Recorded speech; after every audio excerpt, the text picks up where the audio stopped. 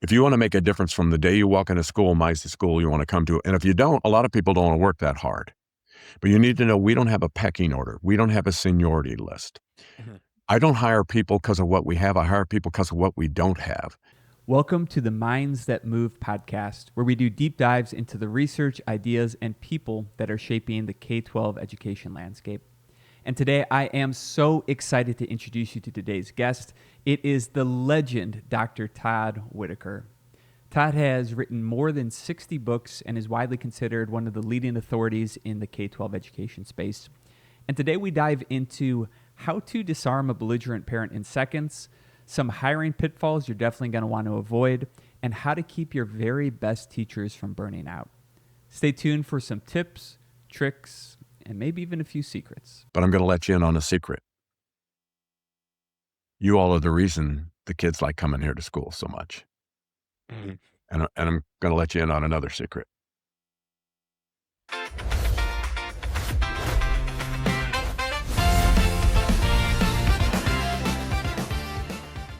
So first question that I have for you, Todd, is, your reputation really precedes you as a researcher, a speaker, a prolific author.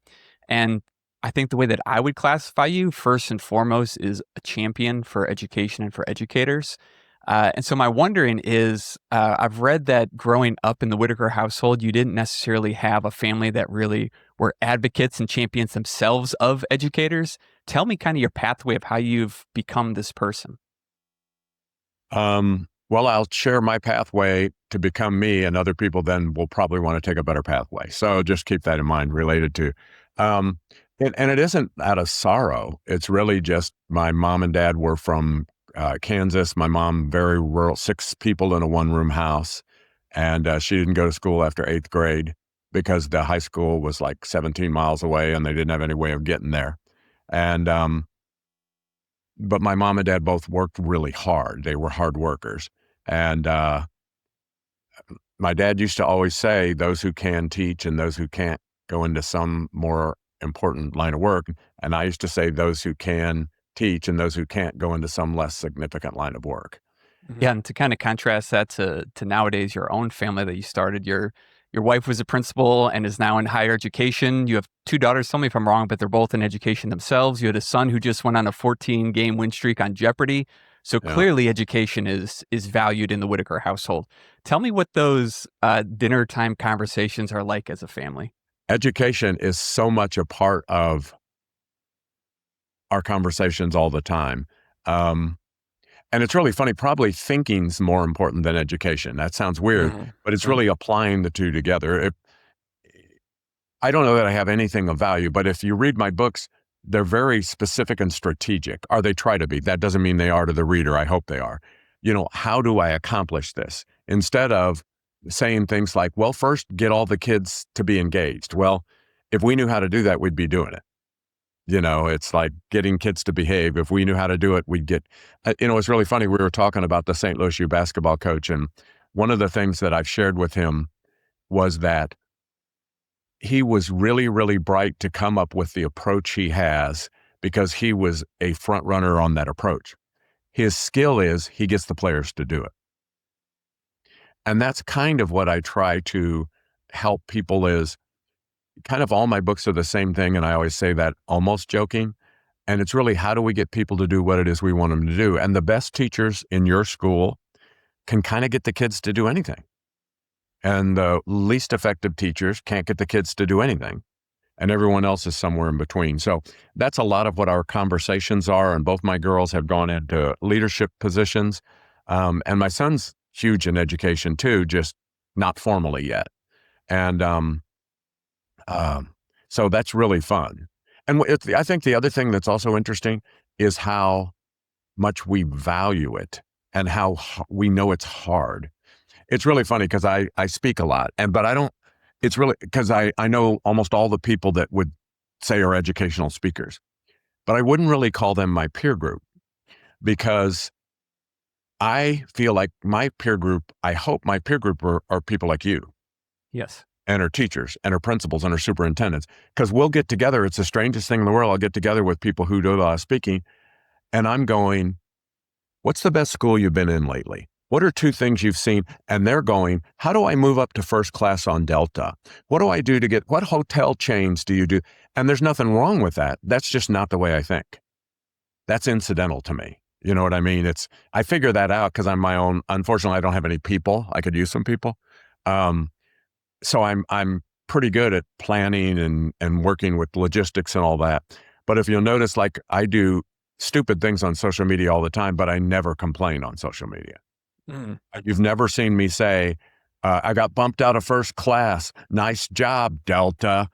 Because the person like you reading it and you're not feeling sorry for me. You're wondering how come you have to mop vomit here in the cafeteria today. Yes. And Yes. it's just an interesting thing. And so I hope that educators see me as their peer because that's how I see myself. Yeah, and kind of related to the idea of complaining about that first class delta and choosing not to. h- How how have you written about the idea of being the filter, and how does that relate to principals and maybe even to teachers? I think it relates to everybody in life. I think it relates to parents. I think it relates to everybody. Um, it's really understanding that you have a choice of what to say and what not to say. It's your Yes. choice. And you know certain people that seem to have no ability whatsoever to make decisions to not immediately blurt out what's on their mind. And I'm an Mhm. instinctual person. I mean, I'm wound up all the time. But it's realizing, the best teachers don't go in to class and complain about the fact their stomach hurts. And I'm not talking about their stomach hurts less than anyone else's. They just choose to not share it. I always say in my life, I've never told anyone I had the stomach flu because I didn't know how that brightened your day or how that made your sandwich at lunch taste better. Um, but there are people we know that you're afraid to ask how their weekend was because it's always going to be all the negative things from their weekend. How was your weekend? They're going stomach flu coming out of both ends. And I'm like, oh my land. And it's just helping people understand you have a choice in what to say and what not to say. As a principal, it's the same way with you. You deal with a parent and it's not the most pleasant conversation you've ever had, just a parent. And then you walk out in the hall and the teacher goes, how's your day going? You have a choice of complaining about that parent and making the whole school nervous about that parent. Or you have a Mhm. choice of saying, I'm doing well. How are you doing? And that's the idea of a filter, if that makes sense. And the best teachers filter stuff out all the time. The best parents filter stuff out from their children. Um, think about that. I always say in a great teacher's classroom, every kid thinks they're their favorite, but they're not. But that great teacher treats them as if they were good and filters out negativity and reinforces positivity. And um, I think the filter is in life one of the most important things we can have, especially if we want to try to lead or influence other people. And to maybe extend that metaphor just a bit deeper, because I was thinking about it as I was preparing for this interview this morning when I was cleaning out my coffee filter about just how dirty it can get if it's doing its job well.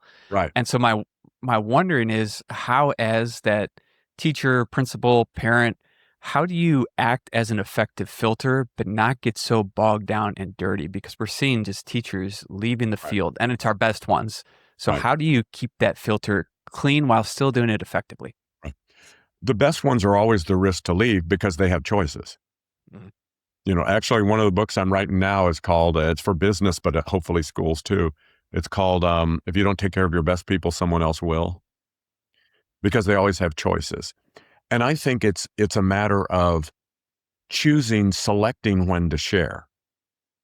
You know, you can share with a colleague or you can just gripe to a colleague every day. And there's a difference in terms of that. When we share, we're looking for solutions. Mm, When we gripe, we're looking for problems. We actually don't want solutions. mm. And I think it's how you do it. We'd mentioned coaching, and I used to coach basketball, and I always thought, I don't care if people complain about me. I just hope they do it around their supper table so that I don't know. And it isn't, it's so funny. People talk about toxic positivity, and for the most part, toxic positivity is talked about by people who are toxic negative because they're sad anyone else is happy. But I think it's situational.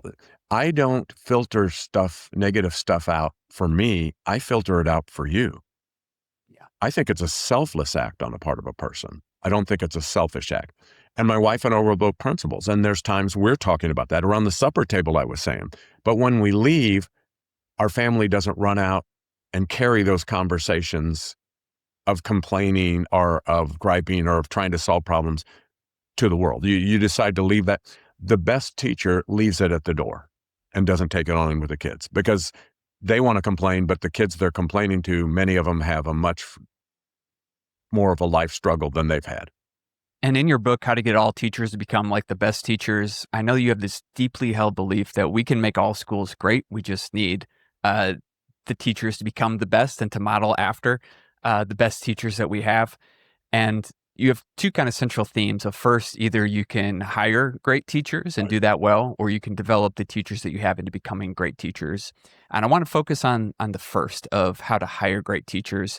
Just some wondering of any real mistakes or really, nuggets of greatness that you've seen over your career of how to make sure you're hiring the right people. I think it's first of all, understanding when we treat people the same, we actually insult the best people in our organization because they're not like the best people in our organization. They're actually completely different. And if we don't understand that, and the other thing is we have to also make sure we're not going to settle. I think it's funny when people talk about, well, it's so tough to hire because there's such a teacher shortage. I go, do you have many teachers you'd like to replace? And they go, yeah, I have a bunch of them. I go, were they just hired or were they hired when there wasn't a teacher shortage? And of course, there wasn't the teacher. So we weren't doing it right all along. And it's really not selling. One of the challenges in education, and I'm talking about hiring teachers in particular just because of the timing. One of the challenges in education, we're hiring during the time of year we're most worn down. We're hiring in May, June, April, it depends where you're at, but April, May, June. And that's the time, no matter who you are, that's the time you're most road weary too as a principal. Yeah. And so it's easy to settle. But one of the reasons we're road weary is because somebody settled when they hired the teachers that are causing us the most challenges in terms of improving our school. And it's just being selfish, and it's always recruiting. I was 25 and I was a high school principal, and I called the 4 colleges that were around me and asked if they ever do seminars for their student teachers. And I like on hiring, on resume review, on professional dress, and that, and every university is going to say yes, whether they do or not. Being honest, you'd be too embarrassed to say no, we don't do that. And I said, do you ever bring practitioners in to read everyone's resume, to do mock interviews? Do you? And they'd go, well, yes, we do. And it didn't matter if they did. There's no way they couldn't say they did that. And I go, do you ever need another volunteer? Coincidentally, all of them need another volunteer. Well, who's the person volunteering? Me. And I'm doing this because then I get access to all the student teachers before anyone else does. I get to look at all their reviews. I get to mock interview them. I get to talk to them. And so it's that constant recruiting that you're doing and the constant effort you're making to bring as many people as possible, raise as many people as possible to want to be in your school. And I'm constantly doing that. And if I go and visit another school, I'm literally going in and I go, these 2 teachers are unbelievable. Wonder if there's any chance they'd want to come to my school. And it's also sharing. I recruit people by saying stuff like this. I don't hire teachers to fall in line. I hire teachers to form new lines. If you want to make a difference from the day you walk into school, mine's the school you want to come to. And if you don't, a lot of people don't want to work that hard. But you need to know we don't have a pecking order. We don't have a seniority list.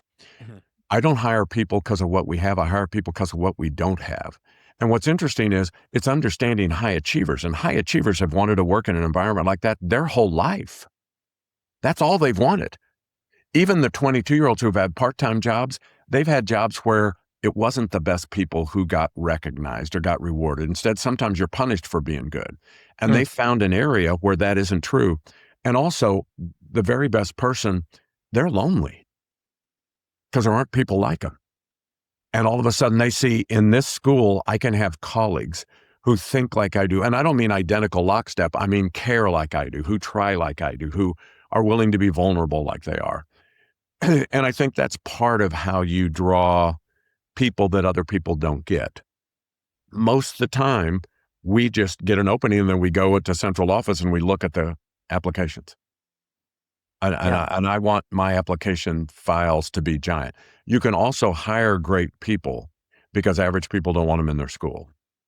And that's the thing to realize. It's really funny. Hiring great people is actually easier than hiring others because I know this sounds weird. There's less demand. Yeah. And an average principal doesn't want a great teacher. An average principal that doesn't want a great teacher because they know. They know you're average.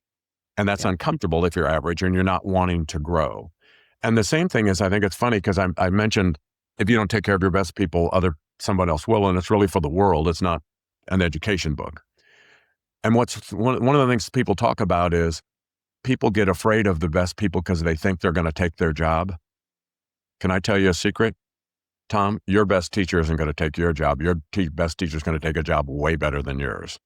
And you have a great job. I'm not putting that down. Yes. No, you're right. Like they're going, well, I want to be a principal in New York City's finest school. That's where I want to be principal. I want to be principal, not this. The average person wants to take your job. And how do you protect those people in your organization, those shooting stars, those rock stars? Because what I've found is there's often a pull within a school to bring people to the median. And unless you really create a culture where that is celebrated and you protect those people from everyone else dragging them down, oftentimes you do regress to the mean. How do you create a culture to protect that? Well, that's the definition of culture. Is everybody's moving toward the mean. I'll tell you a story because I know you're in St. Louis, and I had a friend of mine who during the summer, a guy I went to college with during the summer, worked at a racquetball stringing factory in which you string racquetball rackets. And at the time, they were done by hand. And that's how they strung racquetball rackets. Well, they got paid per racquetball racket, and he's only working in the summer, so he's wanting to make as much money as possible. And there was so much pressure on him to slow down because it was making the full-time people look bad. Exactly. And what's funny is you're thinking about two things. One, let's pretend I'm running the racquetball place. One thing is I'm privately telling him all the time, what you've done is incredible. What are ways I could teach other people to be like you? But guess what else I'm looking to do? Hire a colleague who will follow him. It's sort of like if you send your children to college, you'd like it if they made 20 friends, but you're hoping like crazy they make one friend. It isn't 2 through 19 that makes the difference. It's 0 to 1 that makes a difference on friends. And, that makes you feel involved at college and feel supported. So that's what I'm doing. That's how come I'm always recruiting high achievers because they'll connect with my high achievers. The other thing I'm doing is when I get a new teacher, if we assign mentors, so often we assign them based on convenience. Who's at the same grade level? Who's in the same hallway? Who has the same passing time, same race, same gender? They coach or don't coach. I only take my new teachers and put them with my outstanding teachers. Now understand, you're thinking, well, Todd, aren't you then isolating them, making them no. If I have 4 great teachers and I get 4 new teachers and I pair them up, guess what? I have 8 great teachers. What if I have 4 great teachers and I have 4 new teachers that get put with average teachers? I probably have 4 great teachers. Now they are all isolated. You see, I'm growing the talent level. And I always see it this way, and I say it simplistic, first of all, because I'm not that smart. And second of all, because it's an easier example to see. I just want the good guys in charge. Yeah. If you're an elementary principal, you have some grade levels in any school. You could have a great school, but you still have some grade levels that are better than the other grade levels. You don't have to tell me, but you have to tell yourself that, or you can't improve your school. And some of the grade levels that aren't as good as the others, the people that are less positive, less talented, more negative, whatever, tend to have too much influence. And if you put a new teacher who's potentially outstanding at that grade level, do you see how they're pulled in to try to fit in like that? Mm-hmm. However, if then I can talk to them in advance about what this grade level is and what it is I need them to do. I need you to be the rock for second grade. And I'm going to get you a buddy and get them someone like you at second grade as well. Because what happens is the easiest people to change in any organization are actually the negative followers. They're the weakest people because you wouldn't follow someone negative if you were strong. You only follow people negative because you're weak. And think of it this way. If you have 5 teachers that get together every morning for coffee and they're your more negative people, they complain all the time about everything. And if one of them's absent, they complain about the one that's absent. And the one that's absent knows they're complaining about them because they complained about the other one that was there. So pulling them away from the group is not hard if you have a group to get them with. Yes. And so it's thinking like that. And if my best teacher is the only teacher at second grade and I get a new teacher, they're going to be the mentor. And all of a sudden they're not lonely. All of a sudden that new teacher is much more protected, because negative people are always recruiting. Mm. The worst employee already has gone to the new employees and they have a matching bowling shirt and they've invited them to join the Tuesday night league. Yeah. And Todd, I think that we need to, like we talked about, protect our best teachers, especially our newer teachers who are the best, from that negative toxic culture that pulls them down. But sometimes I've found that we need to protect those superstars, those rock stars, from people like me, well-intending leaders who want to elevate the school, and unintentionally we shift the monkey and we put so much work on them. How do you both elevate and make all teachers in your school like your best teachers while not putting so much else on their plate? I think there's a couple of things. One thing is, if I'm new to a school and I only have one or two superstars, I don't then have the superstars try to influence the whole school. I try to have them influence the people they could most influence. If I have two superstars, I'd really like to get to 3. And I'd really like to get to 4. It really is like the friends in college. It's that you really want your children to have at least one friend. One really solid, good friend, because then they like college. And so it's that way. The other thing is, your best teachers can never be perceived as the principal's pet, but they'd better be the principal's pet. And so I don't say, let's hear it for Tom. Tom had a better lesson than any of you all. Can we all hear it for Tom? Because Tom, somebody's going to want to punch you in the kidney and key your car in the parking lot. But do you see, Tom, I can talk to you individually about this. And here's another example. Tom, let's say there's a new program and I want to send you to a conference to get ideas and teach other people in the school. Tom, I don't send you by yourself. I send you with 2 or 3 other solid teachers that you can influence. And the 3 of you go, and the 3 of you then present to the whole faculty, because that takes the pressure off of you. And Tom, I can say, Tom, I know you're the one leading the group here, but I don't need to tell my faculty, I know you're the one leading the group. And in my Friday Focus, I write about what an amazing job Tom and Barb and Keith did presenting on this thing the other day. And I don't even list you first. And it's that way. See, it's sort of like, it's one of the things we're most confused of. If we have 5 challenging kids, our goal is to get to 0. But if we have 5 challenging kids, our goal should be to get to 4. You're probably not going to 0. If I have 2 outstanding teachers, my goal is to get to 3. And I'm not saying my final goal is to get to 3. I'm talking about tomorrow's goals to get to 3. And all of a sudden and what happens is, if I pull in another teacher that's more isolated, do you see there's a chance they can bring someone else with them? And I would like to make sure the good guys are in charge at 5th grade, and make sure the good guys are in charge of 4th grade, and then I'm not worried who goes to that grade. The same way at the high school. I want to make sure the math department, the good guys are in charge of it. The science department, the good guys are in charge of it. I wrote a book dealing with difficult teachers. That's my very first book, because that's the hardest thing to do. And one of my departments, my science department, was by far the worst, by far the most dysfunctional. And the head of the science department left, and so I had an opening, but everyone else was dysfunctional there. I hired the very best person I could. They knew in advance the setup of the department, but when they met, coincidentally, I'd meet with them. And I didn't say, Tom, I'll be there at 3:15, save me a seat. I'd walk in at 3:25. And I go, hey, I didn't know you were meeting. And I sit next to the most challenging teacher, not the best teacher. Because if I sit next to the best teacher, it's like then they're the principal's pet. What do your best teachers do? Do they hide the kids that are most challenging behaviorally in the back of the room? No, they're right up in the deluxe seat next to them. And that your least effective teachers get away from those kids, and your best teachers go toward those kids. And it's the same thing I do with adults, if that makes any sense. It does, absolutely. Tell me how you train when it comes to dealing with difficult parents. I think you use that same idea of proximity when you're coaching teachers and principals with where to position themselves. Tell me Right. why that's so important. Well, let's think of a difficult parent. If you've read the book Shifting the Monkey, which will take you one average restroom visit to finish, at least for the male friends listening. Ladies, what do they do in there? Anyhow, what's interesting is if a belligerent parent comes in, or a challenging parent, or a difficult parent, and you can define it, I don't write books. How do you get the parent who's a positive person, but you wish they were a little more involved in parent-teacher conferences? Everyone's written that book. That's not what you're afraid of. You're afraid of the 3 hardest parents you have to deal with. You're afraid of the 2 worst teachers in your school. And afraid, it's okay to be afraid. And the reason we're afraid is we don't know what to do.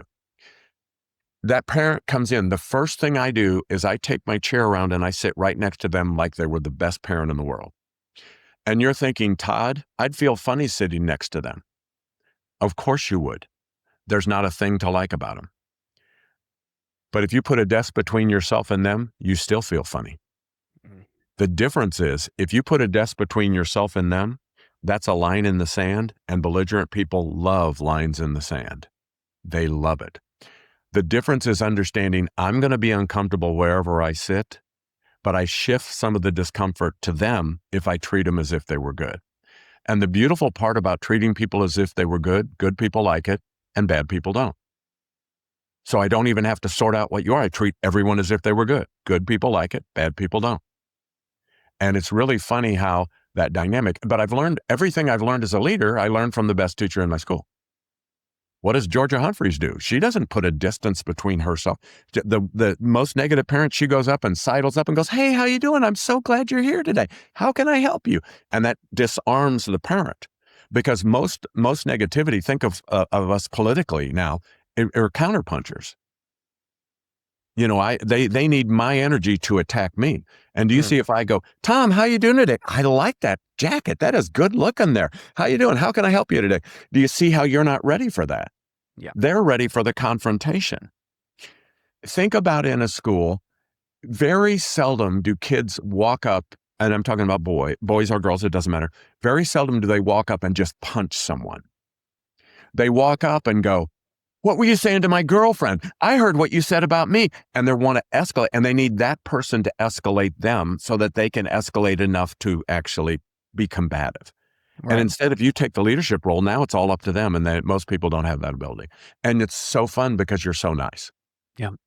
One idea, Todd, that I want to dive into is your idea of not needing to innovate, but needing to replicate. And I think kind of the thing we've been talking about of protecting your best people, I think that's really essential because it's not always, we're going to do PBL, best teacher, take this on. We have a new math curriculum, best teacher, take this on. We want flexible seating, best teacher, take this on.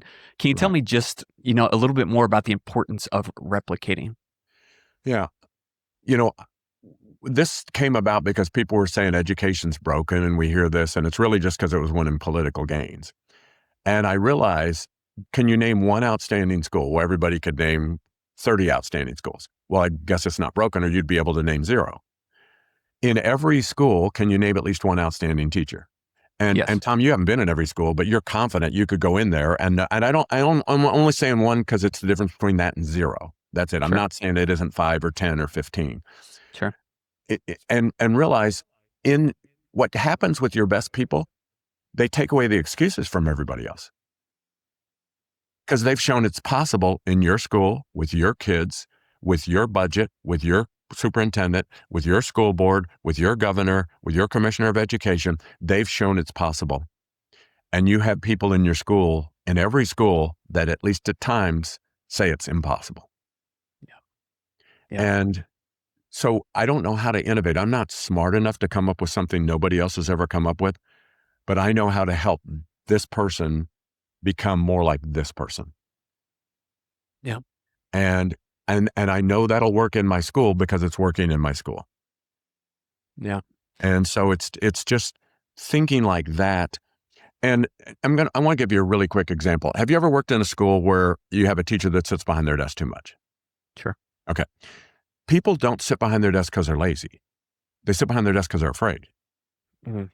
They're afraid of the kids. And it's easier for them to keep a buffer between them and the kids. Principals don't not go in classrooms because they're lazy. They don't go into classrooms because they're afraid.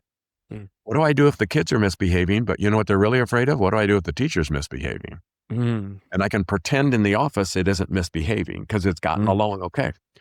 Well, I want you to think about this. If you have a teacher that sits behind their desk too much, let's pretend there's 180 days in the school year, and we number them day 1 through day 180. A teacher that sits behind their desk too much, what day of the year are they least likely to be sitting behind their desk? Day 1. Day 1. Let's pretend it's a secondary, only because I can use this as a better example. It's the same at every school. Doesn't matter. It's element, doesn't matter. Let's pretend it's a 7-period high school schedule. What period on that first day is that teacher who sits behind their desk too much chronically least likely to be sitting behind their desk? Which period on that very first day? Period 1. Guess what period and what class I'm going to be in that teacher's classroom? Period 1. Period 1. And you know what's weird is I'm going to go in their room. They're less likely to be sitting there. I always say, look for the good parts. Sometimes you have to squint. And your best teachers call on kids that aren't involved when they know the kid's got the answer. Mm. And that's how they start the dynamic of pulling them in, reinforcing them, stroking them, valuing, if that makes any sense. I had a student named Curtis, and I taught math, and I walk around the room all the time. Anytime, especially in the first third of the year, fourth of the year, anytime he had the correct answer, I'd go, does anybody know number 7? Curtis, do you know number 7? And coincidentally, he'd get it. And do you see how I can pull him in and work on his confidence then? So I went in the first hour of the first day, the most likely day the teacher is to be up. And I write him a note 3 days later. And I say, let's pretend it's you, Tom. I said, Tom, the other day when I was in your classroom, I noticed something that I wish I had learned when I was a teacher myself. I noticed that just your using energy of walking around, using proximity, engages kids on a higher level than they are if you don't. And the reason I noticed that is because you would walk near Marcus. And last year, Marcus had a lot of trouble engaging in class. But every time you went near him, I could tell how much more attentive he was. Yeah.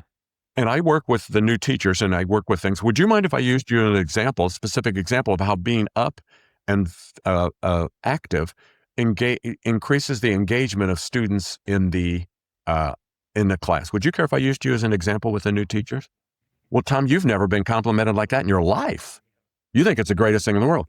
Then in my Friday focus, I don't isolate you, Tom, but I write this. I am amazed with the teachers in the school. I go in classrooms and I see teacher after teacher out from behind their desk, interacting with kids, embedding proximity in their teaching that raises engagement and improves classroom management and performance. What you do is amazing. I don't know how you all do this. I don't know how you get the energy to do it, but it sure makes a difference in our school. And do you see how if you're not doing that, you feel like you're the only one not doing that? And if you are doing that, you think I'm talking about you. And you're more likely to do it. And that teacher, the one that was the least likely, if I go in day 7, the 3rd hour, they're more likely to be up on the 7th day, the 3rd period, than they've ever been in their entire career. Mm-hmm. But if they're not up and I come in, they get up. And I can always move down the ladder of discipline. I can always move down on writing people up. I don't want to do that. You can always increase, as a principal, you can always increase the consequences for a kid. But what I really want the student to do is not do it again. Sure. What I really want the teacher to do is not do it again. And it's hard to mandate effectiveness. Yeah. And Todd, it's so clear even from your examples that you're a practitioner first, you're an educator first. But I wonder from your research and your writing lens, because you've written 65 books, is there any topic or issue right now in education? And I know that you write books from the lens of helping teachers, not selling books.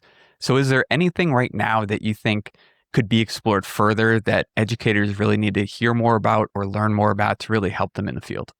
Well, one of the reasons I'm writing, if you don't take care of your best people, someone else will, is understanding from the leadership role how important the very most talented people are. But it's also wanted to help from the peer role. There's a really good chance someone in your school has solved your problem. There's a chance someone's figured it out. And the very best people have the ability to solve problems from nothing because they're the very best. There isn't someone else in the school and they can somehow solve things from nothing. Yeah. But most people can't. But realizing in your school and the very best people see the world as an unlimited sum game. They're hoping everyone can be successful. And average people see the world as a limited sum game. They feel like if someone else is successful, it takes the shine off of them and it's actually the opposite. And realizing the best people want to help you. They want you to be better. The best people want the principal to be better because it's better for the kids if the principal's good. Yeah. They're on in every setting. And it's so hard for people to think this because I go, not my school. They're incorrect. I'm their friend. They're incorrect. There's only a few people that always want the principal to be successful. Always. There's a lot of people that want them to be successful as long as they're in a good mood and the principal's done what they wanted and the principal's made them an easy class list the next year, and then they're on their side. And there's a few people that would like it if they could make the principal cry. In most settings, there is. It's the same way with peers. There's a few peers that want every teacher to be successful, every single teacher. There's a few peers that want teachers to be successful, but not necessarily more successful than them. And there's a few people that are intimidated by the new pretty young teacher who's better than they are, and they would like to make them cry, at least when they're in a bad mood. And I always say it's because we're always 13 years old. We've really never changed, which sounds weird, but it's true. And I think it's understanding that we've solved things. I don't write books so you read them. I write books so you do them. I don't want you to, it's fine to read them. I want you to do them. And it's really just, I use this example, and this is probably an example that's well below the sophistication of your school, and I mean this sincerely. Go back to when you were in K-12 education, when you were a student yourself. Could you name the teachers in your school that were yellers? Yes. Could every kid in the school name the teachers that were yellers? Yes. And you know what I ask my teachers? I ask those two questions. And then you know what I ask my teachers? Do you think the kids in our school can name the teachers that are yellers? Do you think the teachers can name the teachers that are yellers? How many of you got into education to be known as the yeller? Culture in education is adult peer pressure. People want to be good. Culture is peer pressure. If culture's up here, there's pressure for you to be up here. If culture's down here, there's pressure for you to be down here, whether you're stringing racquetball rackets or whether you're a teacher in the school. And as a leader, I'm helping you envision that the culture's up here. I talk about greeting kids, and I think that's important for me as a principal to teach my teachers about greeting kids, bus drivers, cooks, custodians, everybody. I want it to be everybody involved in the school. And I talk about this at the start of the year. I talk about different ways to do it because I want you to find a way that it's a niche for you, that you will do it on a regular basis. You don't need to have a handshake for every kid if that's not your personality. I have 3 kids and I can't even remember their names, much less a handshake for each of them. So, but I want you to greet kids. If I talk about it at the first faculty meeting of the year, I'm confident 95+% of my teachers will greet the kids the first day. Mm-hmm. I'm confident 90% of my teachers will greet the kids the first week. I'm confident 85% of my teachers will greet the kids the first month, but I'm confident it continues to slide down. Human nature. Human nature. This is not a criticism of anyone.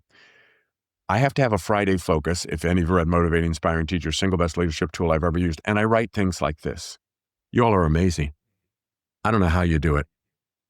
The other day I was walking down the hallway and teacher after teacher is smiling, greeting the kids, making them feel warm, making them feel important, making them feel special.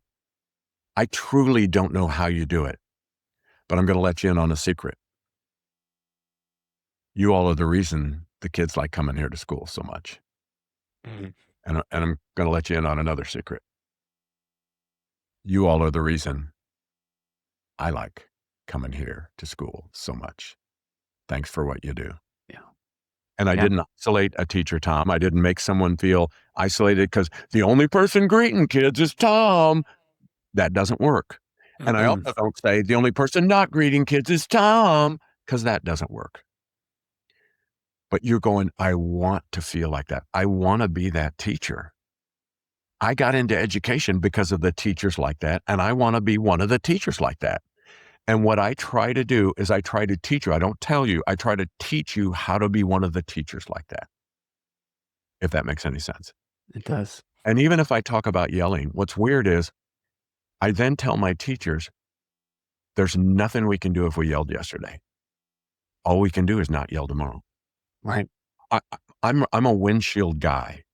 The rearview mirror doesn't help. Ineffective people always want to go backwards. Always. Back in the day, they always want to do that.